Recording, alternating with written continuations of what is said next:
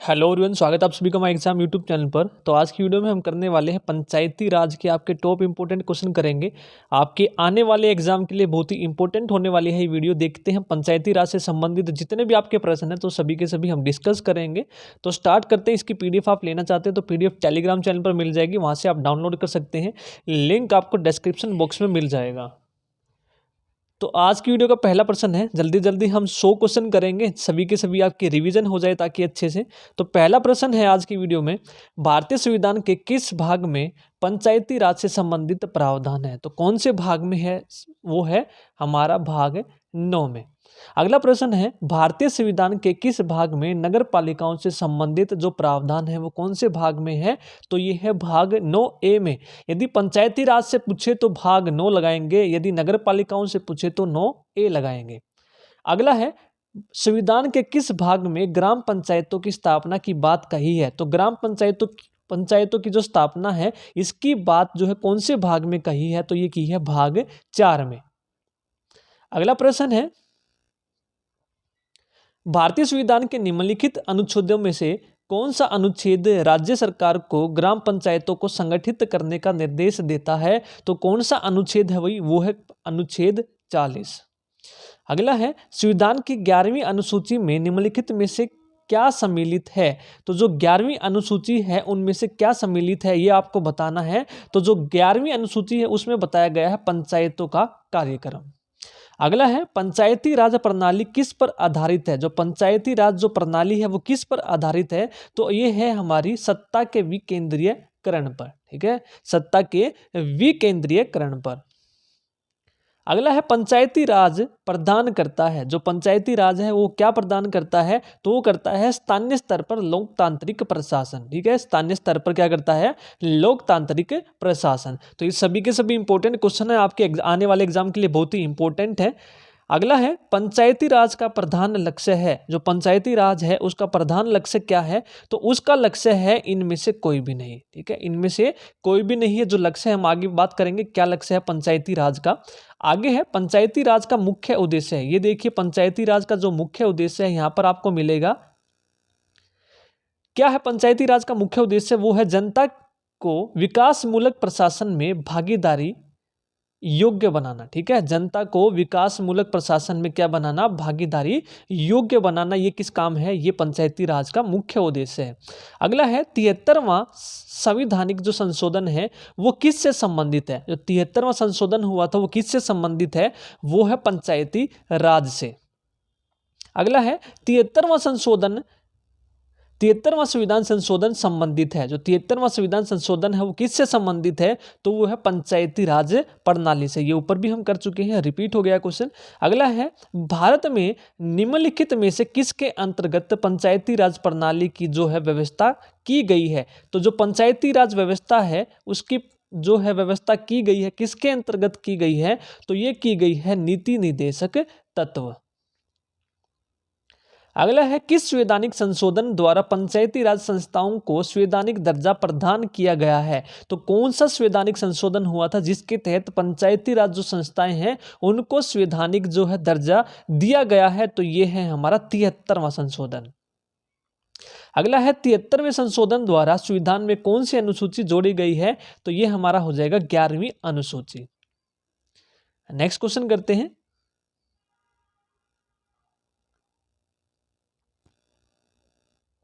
अगला है 73वां संशोधन। यानी कि देखिए, पंचायती राज में आपके दो तरह के क्वेश्चन जो इंपॉर्टेंट बनते हैं, एक तो धाराएं हैं, इसके नोट्स भी आपको एग्जाम से पहले मिल जाएंगे टेलीग्राम चैनल पर, तो वहां से आप देख लेना। दूसरा है 73वां और 74वां संशोधन। यहाँ से क्वेश्चन आपके जरूर पूछे जाते हैं, तो ये दो टाइप आपको जरूर करके जानिए, यहाँ से क्वेश्चन जरूर मिलने वाले हैं। तो अगला है, 73वें संविधान संशोधन द्वारा 11वीं अनुसूची में पंचायती राज संस्थाओं को कितने कार्य सौंपे गए हैं? तो अभी हमने बात की थी कौन सी अनुसूची जोड़ी गई है? 11वीं। तो इस अनुसूची के अंतर्गत जो पंचायती राज संस्थाएं हैं इनको कितने कार्य सौंपे गए हैं? तो इनको दिए गए हैं 29 कार्य। अगला है, 73वें संविधान संशोधन के अनुसार पंचायती राज संस्थाओं में अध्यक्ष के कम से कम कितने पद महिलाओं के लिए आरक्षित किए गए हैं? तो वो है 1/3। नेक्स्ट है, 73वां संविधान संशोधन के प्रावधानों को समाज के किस वर्ग को सत्ता हस्तांतरण की दृष्टि से ऐतिहासिक कदम माना जाता है, तो वो कौन सा हो जाएगा हमारा महिला वर्ग। नेक्स्ट है 73वां संविधान संशोधन की विशेषता नहीं है, तो कौन सी निम्न में से विशेषता संविधान संशोधन की नहीं है 73 में की, वो क्या है? ग्राम सभा, प्रत्यक्ष निर्वाचन, पंचायती संस्थाओं को संवैधानिक दर्जा या फिर महिलाओं के लिए 2/3 आरक्षण। तो हमारा यहाँ पर आंसर हो जाएगा 2/3 आरक्षण। नेक्स्ट है 73वां संविधान संशोधन द्वारा पंचायती राज संस्थाओं के लिए किस तरह के चुनाव का प्रावधान किया गया है, तो ये हमें बताना किस तरह के चुनाव का, तो ये प्रत्यक्ष एवं गुप्त मतदान का जो है प्रावधान किया गया है। किसके लिए? पंचायती राज संस्थाओं के लिए। वेरी वेरी इंपॉर्टेंट क्वेश्चन है ये आपका। अगला है भारत के किसके चुनाव में आरक्षित संस्थानों को चक्रानुक्रम से भरे जाने का प्रावधान जो है किया गया है, तो ये हमारा कौन सा हो जाएगा? पंचायती राज संस्थाओं के चुनाव में। ठीक है। अगला है पंचायत के विघटन के उपरांत निम्नलिखित में से कौन सी समय अवधि नए चुनाव कार्य हेतु सही है, तो ये आई यदि पंचायती का जो विघटन हो जाए तो उसके उपरांत कितनी अवधि में जो है आपका चुनाव हो जाने चाहिए, तो ये हमारा हो जाएगा 6 माह के अंदर। अगला है पंचायती राज संस्थाओं के निर्वाचन के लिए उत्तरदायी है। जो पंचायती राज संस्थाएं हैं इनके निर्वाचन के लिए कौन उत्तरदायी है, तो ये हमारा हो जाएगा राज्य निर्वाचन आयोग। अगला है 73वां संविधान संशोधन के अनुसार पंचायती राज संस्था का कार्यकाल कितने वर्ष का रखा गया है, तो जो ये रखा गया है 5 वर्ष का। नेक्स्ट है भारत के पंचायती राज के प्रबल जो समर्थक थे वो कौन थे, तो पंचायती राज के जो प्रबल समर्थक थे वो कौन थे, तो वो थे हमारे महात्मा गांधी, सिद्धराज और हमारे राजीव गांधी, यानी कि तीनों के तीनों। नेक्स्ट है पंचायती राज संस्थाओं में महिलाओं तथा दुर्बल वर्गों के अधिक प्रतिनिधित्व के समर्थक थे, तो वो कौन थे, तो वो थे राजीव गांधी। नेक्स्ट है भारत में महिलाओं के लिए स्थान आरक्षित है, तो भारत में महिलाओं के लिए जो स्थान है वो आरक्षित है, वो कहां पर है, तो वो है पंचायती राज संस्थाओं में। नेक्स्ट है 73वें संविधान संशोधन अधिनियम किस स्थिति से लागू हुआ, तो 73वां संविधान संशोधन हुआ था तो ये कौन सी तिथि को लागू हुआ था, तो यह था 24 अप्रैल 1993। नेक्स्ट है भारत में पंचायती राज अधिनियम कब लागू हुआ, ये क्वेश्चन वेरी इंपॉर्टेंट है। पंचायती राज जो अधिनियम है ये भारत में कब लागू हुआ था, तो ये हुआ था हमारा 24 अप्रैल 1993। अब देखिए यहीं पर भी ये बात हुई है, हमारी जो 73वां संशोधन अधिनियम हुआ था ये कब हुआ था, तो ये हुआ था हमारा 24 अप्रैल को। और जो पंचायती राज अधिनियम है ये पूछा गया है, तो ये कब हुआ था, ये हमारा 24 अप्रैल को। नेक्स्ट है पंचायत के चुनाव कराने हेतु निर्णय जो किसके द्वारा लिया जाता है, जो पंचायत के चुनाव करवाने हो तो ये निर्णय किसके लिए द्वारा लिया जाता है, तो ये लिया जाता है राज्य सरकार के द्वारा। नेक्स्ट है भारत में पंचायती राज का प्रारंभ किया गया था, पंचायती राज का प्रारंभ भारत में कब किया गया था, तो ये 1959 को। आगे चलते हैं। यदि आपको वीडियो पसंद आ रही तो लाइक जरूर कर लीजिए। हरियाणा एसएससी के किसी भी एग्जाम की तैयारी करना चाहते हैं तो आप चैनल को जरूर सब्सक्राइब कर ले। यदि आपने हमारी रिवीजन क्लास अभी तक नहीं देखी है तो वो भी आप ज़रूर देखिएगा। इंग्लिश, मैथ और रीजनिंग, कंप्यूटर, हिंदी की रिवीजन क्लासेस जो है मैंने डाल दी है, जो आपके ग्राम सचिव पटवारी और कैनल पटवारी के लिए बहुत ही इंपॉर्टेंट है। और एग्जाम से पहले आपको 6 महीने का करंट अफेयर भी आपको मिल जाएगा विद PDF। नेक्स्ट है पंचायती राज प्रथम प्रवर्तित किया गया, जो पंचायती राज है कब किया गया था प्रवर्तित, तो इसका आंसर हमारा हो जाएगा राजस्थान में। ठीक है। नेक्स्ट है भारत में सबसे पहले राजस्थान में पंचायती राज की स्थापना किस वर्ष हुई थी, ये भी देखिए राजस्थान में हुआ था और कब हुआ था, तो ये हुआ था 1959 को। नेक्स्ट है स्थानीय ग्रामीण शासन के रूप में पंचायती राज प्रणाली सर्वप्रथम क्रमानुसार अपनाई गई थी, तो आपको बतानी है सर्वप्रथम जो अपनाई गई थी क्रम अनुसार बतानी है कहां पर अपनाई गई थी, तो ये हो जाएगा पहले राजस्थान, फिर हमारा हो जाएगा आंध्र प्रदेश। ठीक है। नेक्स्ट है भारत में पंचायती राज व्यवस्था सर्वप्रथम राजस्थान और देश में आरंभ की गई, तो अभी अभी हमने किया कहाँ पर की गई थी, ये पंचायती राज जो व्यवस्था है राजस्थान और आंध्र प्रदेश में। अब देखिए क्वेश्चन आपकी रिपीट हुए हैं, वेरी वेरी इंपॉर्टेंट क्वेश्चन है ये। अगला प्रश्न है 2 अक्टूबर 1959 को भारत में पंचायती राज का शुभारंभ निम्नलिखित में से कहां पर किया गया था, तो ये राजस्थान के नागौर से किया गया था। ए ऑप्शन बिल्कुल राइट होगा। अब आप खुद ही देख सकते हैं ये जो क्वेश्चन है कौन कौन से एग्जाम में ये पूछे गए हैं। नेक्स्ट है, देश के ग्रामीण क्षेत्र के सामाजिक एवं सांस्कृतिक उत्थान के लिए सामुदायिक जो विकास कार्यक्रम है ये कब प्रारंभ किया गया था। तो आपको बताना है सांस्कृतिक उत्थान के लिए सामुदायिक विकास कार्यक्रम कब प्रारंभ किया गया था। तो ये 2 अक्टूबर 1952 को।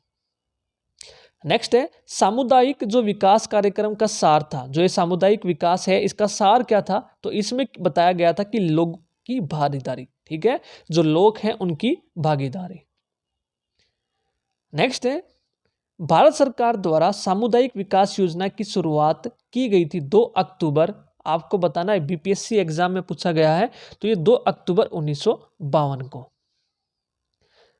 नेक्स्ट है, सामुदायिक विकास कार्यक्रम की असफलता का कारण क्या था। तो इसमें बताना है असफलता का कारण क्या रहा था, अशिक्षा।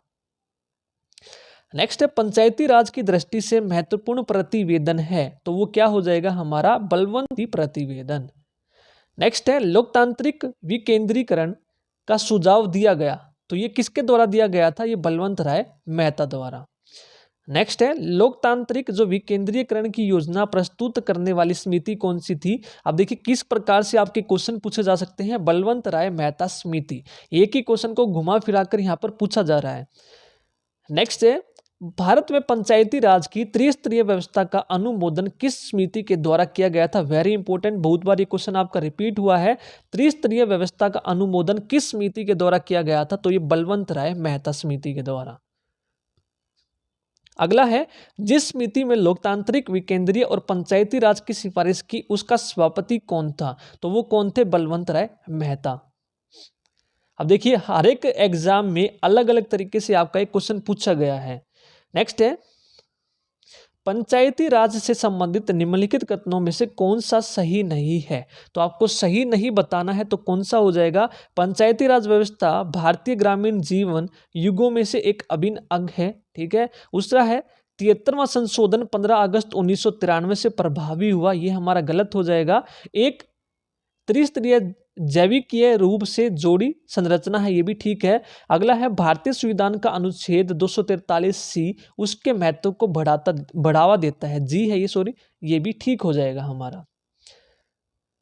नेक्स्ट है, बलवंत राय मेहता समिति प्रतिवेदन में पंचायती राज संस्थाओं को कितने स्तर पर करने का सुझाव दिया गया था। तो ये हमारा दिया गया था 3 स्तर पर। नेक्स्ट है, बलवंत राय मेहता समिति ने किसको अधिक शक्तिशाली बनाने का सुझाव दिया था। तो ये दिया था ग्राम पंचायती राज को, तो यानी कि पंचायत समिति को सबसे ज्यादा शक्तिशाली बनाने का सुझाव दिया था। नेक्स्ट है, पंचायती राज व्यवस्था में स्थानीय स्वशासन की व्यवस्था कैसी होती है। तो कैसी होती है भैया, तो ये होती है ग्राम, ब्लॉक और जिला स्तर पर 3 स्तरीय संरचना, ठीक है। वेरी इंपॉर्टेंट है, आपको याद रखना है, ग्राम, ब्लॉक और जिला स्तर पर। नेक्स्ट है, बलवंत राय समिति प्रतिवेदन के अनुसार महत्वपूर्ण संस्था कौन सी है। तो बलवंत राय के अकॉर्डिंग बताना है पंचायत समिति, क्योंकि बलवंत राय ने सबसे ज्यादा जो जोर दिया था वो किस पर दिया था, पंचायत समिति पर। अगला है, निम्नलिखित में से कौन पंचायती राज संस्था नहीं है। तो अभी हमने किया ग्राम लेवल पर, ब्लॉक लेवल पर और जिला लेवल पर, तो कौन सी इनमें से संस्था नहीं है आपको बताना है, तो वो हो जाएगा नगर परिषद, ठीक है। बाकी तीनों आपको ये याद रखनी है। नेक्स्ट है, पंचायती राज संस्थाओं के संगठन के 2 स्तर होने का सुझाव दिया। तो जो 2 स्तर होने का सुझाव ये किसने दिया था, तो ये दिया था अशोक मेहता। सबसे पहला बलवंत, फिर अशोक, फिर एल.एम. सिंघवी, ये तीनों आपको याद रखनी है। तो 2 स्तर होने का सुझाव किसने दिया था, अशोक मेहता ने। नेक्स्ट है, पंचायती राज के चुनावों में राजनीतिक दलों को खुले तौर पर चुनाव चिन्हों के आधार पर भाग लेने देने का सुझाव किस समिति ने किया था। तो ये वेरी वेरी इंपॉर्टेंट है। तो ये किसने दिया था, तो ये दिया था अशोक मेहता समिति ने। अगला है, 1977 में केंद्र सरकार ने पंचायती राज संस्था की कार्यप्रणाली और ढांचे में सुधार लाने के उद्देश्य से किस समिति को नियुक्त किया। तो 1977 में आपको बतानी है, तो ये हो जाएगा अशोक मेहता। यदि आपसे पूछे 1957 में तो बलवंत राय, 1977 में पूछे तो अशोक मेहता। अगला है, देश में पंचायती राज व्यवस्था का आरंभ किस समिति की रिपोर्ट के आधार पर किया गया। तो जो आरंभ किया गया था किसका, पंचायती राज व्यवस्था का, तो किसके द्वारा किया गया था, बलवंत राय मेहता समिति के। अगला है, देखिए अभी मैंने आपको बताया बलवंत राय मेहता समिति की जो अनुशंसाओं के आधार पर किस वर्ष पंचायती राज जो व्यवस्था है वो लागू की गई थी, तो ये 1959 में। अब ये समिति का गठन कब हुआ था? 1957 में। नेक्स्ट है, अशोक मेहता समिति ने पंचायती राज व्यवस्था के अंतर्गत कितने स्तरीय ढांचे की स्थापना की सलाह दी थी, तो ये हो जाएगा हमारा 2 स्तरीय। नेक्स्ट है, अशोक मेहता समिति ने किन 2 स्तरों की बात की? तो अशोक मेहता है तो कौन कौन से, इन्होंने महत्व दिया था 2 स्तर होने चाहिए, तो भैया कौन कौन से होने चाहिए? तो 2 दिया था इन्होंने, मंडल पंचायत और जिला परिषद। वेरी वेरी इंपॉर्टेंट है, आपसे एग्जाम में यह भी पूछा जाएगा कि अशोक मेहता समिति ने किस पंचायत की जो है बात की थी, यानी कि महत्व दिया था, तो आपको याद रखना मंडल पंचायत है। ये क्वेश्चन आपका एग्जाम में पूछा गया है, मंडल पंचायत है। नेक्स्ट है, अशोक मेहता समिति किससे संबंधित है? तो ये किससे संबंधित है भैया? पंचायती राज, 2 स्तर, ये भी याद रखना है। नेक्स्ट है, इससे आपका कंप्लीट रिवीजन हो जाएगा पंचायती राज 73 और 74वां जो अमेंडमेंट हुआ है। नेक्स्ट है, पंचायती राज से संबंधित किन निम्न समितियों को कालक्रम से व्यवस्थित कीजिए, नीचे दिए गए कूट से सही उत्तर चुनिए। तो काल के अकॉर्डिंग बताना है, ये सबसे पहले कौन सी आई, बाद में कौन सी आई? तो अब देखिए, तो सबसे पहले आई थी बलवंत राय मेहता, उसके बाद आई थी अशोक मेहता, उसके बाद आई थी जीवी के राव समिति, उसके बाद आई थी एल एम सिंघवी। तो हमारा आंसर हो जाएगा 3 4 1 2। तो हमारा आंसर हो जाएगा 3 4 1 2। देखिए कौन से में है? सी ऑप्शन में, बिल्कुल राइट होगा। आगे चलते हैं।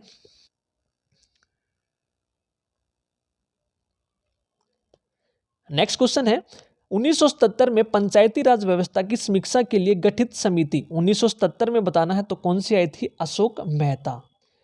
नेक्स्ट है, पंचायती राज संस्थाओं के निम्न स्तर पर कौन है? तो पंचायती राज जो संस्थाएं हैं 3 हैं, तो सबसे निम्न स्तर की बतानी है, ठीक है। तो निम्न स्तर की हमारी कौन सी हो जाएगी? ग्राम, ठीक है। यदि आपसे दूसरे स्तर की पूछे तो पंचायती, सबसे उच्च पूछे तो जिला। तो ये तीनों आपको याद रखनी है। तो निम्न, ग्राम, दूसरे स्तर पर पंचायती समिति, तीसरे पर हो जाएगी हमारी जिला परिषद। अगला है, पंचायती राज संस्थाओं के उच्चतम स्तर पर कौन है? अब देखिए उच्चतम पूछा, अभी मैंने आपको बताया सबसे ऊंची हो जाएगी हमारी जिला, सेकंड हो जाएगी पंचायत, निम्न हो जाएगी ग्राम सभा। नेक्स्ट है, पंचायती राज की आधारशिला है, तो पंचायती राज की जो आधारशिला है वो क्या है? ग्राम सभा है। वेरी इंपॉर्टेंट है, ये क्वेश्चन भी आपका पूछा गया है। पंचायती राज की आधारशिला क्या है? ग्राम सभा।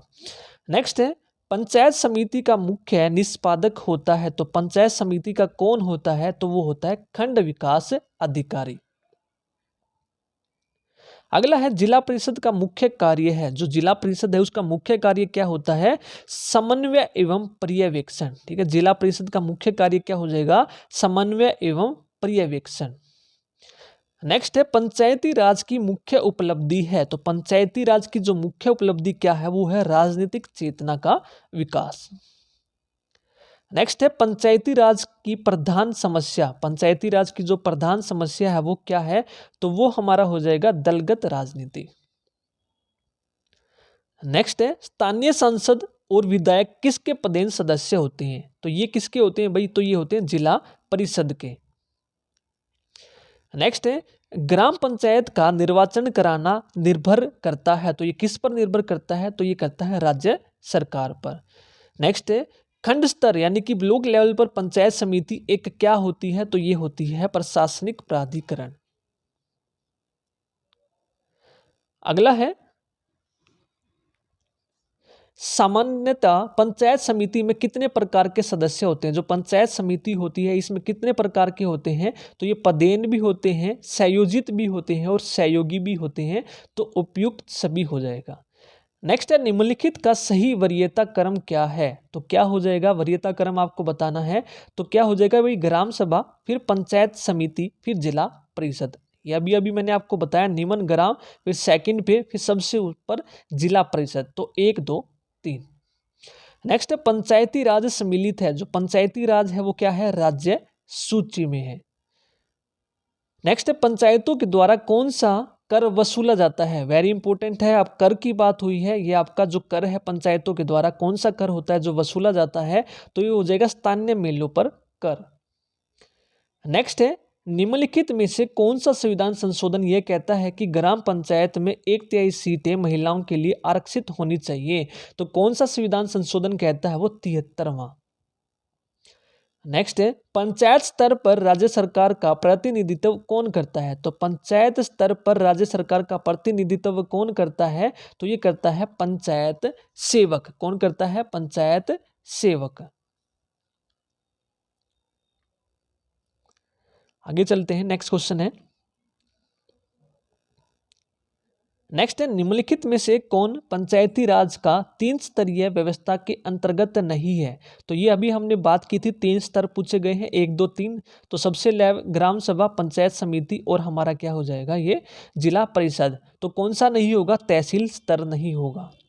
नेक्स्ट है, ये सभी के सभी आपके प्रीवियस ईयर क्वेश्चन है जो इंपॉर्टेंट है। नेक्स्ट है, पंचायती राज व्यवस्था अपनाई गई थी। तो पंचायती राज व्यवस्था कब अपनाई गई थी? लोकतंत्र की शक्तियों के विकेंद्रीय के लिए। नेक्स्ट है, पंचायती राज चुनाव, जो पंचायत के चुनाव हैं उसके लिए उम्मीदवारों की जो न्यूनतम आयु सीमा होनी चाहिए, तो ये कितनी होनी चाहिए? तो ये 21 वर्ष की होनी चाहिए। नेक्स्ट है, पंचायती राज के कार्य क्षेत्र में नहीं आता है। तो पंचायती राज के भाई कार्य क्षेत्र में क्या नहीं आता है निम्नलिखित में से? तो सड़कें भी आती हैं, कृषि उत्पादन भी, ग्राम उद्योग भी। तो माध्यमिक शिक्षा इसके अंतर्गत नहीं आती है। अगला है, पंचायती राज संस्थान के अधिकतम आय का स्रोत क्या है? तो सबसे ज्यादा जो आय का स्रोत क्या है? तो वो हो जाएगा सरकारी अनुदान। अगला है, पंचायती समिति का जो गठन होता है तो कहां पर होता है भाई? ये प्रखंड स्तर पर। अगला है, पंचायती समिति के प्रशासन का प्रबंध एक सरकारी अधिकारी करता है जिसे हम कहते हैं, तो क्या कहते हैं उसे? खंड विकास प्राधिकारी। नेक्स्ट है, पंचायती राज त्रिसोपान प्रणाली का प्राथमिक कौन सा हो जाएगा? ग्राम पंचायत। नेक्स्ट है, राजस्थान में पंचायती राज व्यवस्था की शुरुआत किस जिले से हुई थी? तो ये हुई थी नागौर से। नेक्स्ट है, बलवंत राय मेहता समिति का गठन किस वर्ष हुआ था? तो बलवंत राय मेहता समिति का गठन हुआ था 1957। अशोक मेहता पूछे तो 1977। नेक्स्ट है, पंचायत समिति के सदस्य बताने हैं। जो पंचायत समिति है उसके सदस्य कौन होते हैं? तो प्रत्यक्ष रूप से जनता द्वारा निर्वाचित किए जाते हैं। ठीक है, पंचायत समिति के सदस्य क्या होते हैं? प्रत्यक्ष रूप से जनता के द्वारा निर्वाचित किए जाते हैं। अगला प्रश्न है, पंचायत समिति पंचायत राज संस्थाएं अपनी निधि हेतु निर्भर हैं। तो अपनी निधि हेतु किस पर निर्भर करती हैं? पंचायती राज जो संस्थाएं होती हैं तो ये करती हैं सरकारी अनुदान पर। अब देखिए, आईएएस में आपके ये क्वेश्चन पूछे गए हैं। नेक्स्ट है, ग्राम पंचायतों की आय का स्रोत कौन सा है? तो इनकी आय का जो स्रोत है वो है मेला एवं बाजार कर। तो इससे पहले भी हमने क्वेश्चन किया था, जो पंचायती राज है वो किस पर कर लगा सकती है? जो ग्राम, वो मेलों पर। अगला है, एक विकास खंड पर पंचायत समिति होती है। जो पंचायत समिति क्या होती है? एक प्रशासनिक अधिकरण। आगे चलते हैं,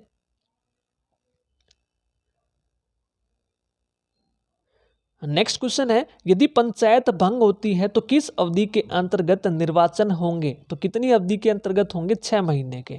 अगला है, निम्नलिखित में से भारत में पहला नगर निगम कहाँ स्थापित हुआ था? तो पहला जो नगर निगम बना था वो कहाँ पर हुआ था? चेन्नई में। नेक्स्ट है, लोकतंत्र विकास के लिए पंचायती राज संस्थाओं के पुनर्जीवन पर LM सिंघवी समिति को कब नियुक्त किया गया था? अभी मैंने बताया था, बलवंत राय मेहता के साथ ही बताया था। तो ये कब किया गया था? लोकतंत्र विकास के लिए पूछा गया, पंचायती राज संस्थाओं के पुनर्जीवन पर। ठीक है, तो ये हो जाएगा हमारा 1986।